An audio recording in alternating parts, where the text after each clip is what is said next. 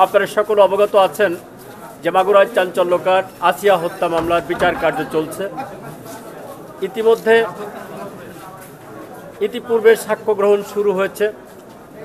আমরা আজ 3 দিন 3 কার্য দিবস একটা আমরা সাক্ষী গ্রহণ করছি।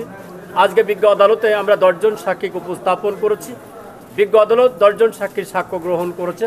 আসামি পক্ষের আইনজীবী তাদেরকে জেরা করেছে। বিজ্ঞ আদালত পরবর্তীতে আগামীকাল আবার এই মোকদ্দমার সাক্ষীর জন্য দিন ধার্য করেছেন। মেডিকেল অফিসারগণ আগামীকাল সাক্ষী দিবেন। সকলকে ধন্যবাদ। আসামি পক্ষের আইনজীবী কোনো বক্তব্য আমরা পাচ্ছি না, সেক্ষেত্রে আপনি কোনো ক্লু দিতে পারেন?